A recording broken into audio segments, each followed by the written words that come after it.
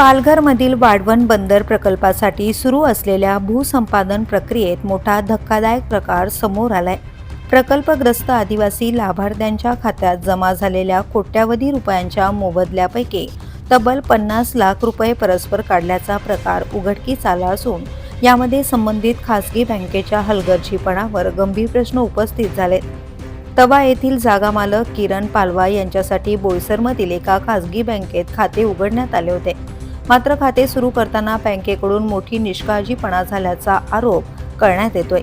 या खात्याशी जोडला गेलेला मोबाईल क्रमांक दुसऱ्याच व्यक्तीच्या नावावर नोंदवण्यात आल्याचं समोर आलंय. याचाच गैरफायदा घेत काही व्यक्तींनी किरण पालवा यांच्या खात्यात जमा झालेल्या 2,93,00,000 रुपयांपैकी तब्बल 50 लाख रुपये परस्पर काढल्याचं समोर आलंय.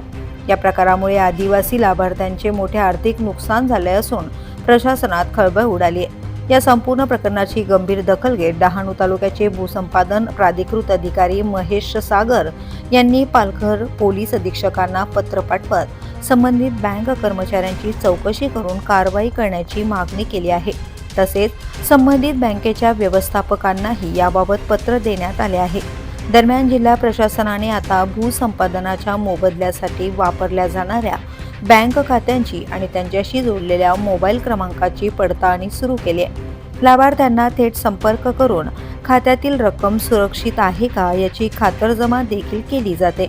या प्रकरणानंतर संबंधित बँकेनेही अंतर्गत चौकशी सुरू केली असून वरिष्ठ अधिकाऱ्यांनी संबंधित कुटुंबाची भेट घेत कारवाईचे आश्वासन दिले आहे. तर दुसरीकडे तारापूर MIDC पोलिसांकडून तक्रार नोंदवण्याची प्रक्रिया सुरू करण्यात आली आहे.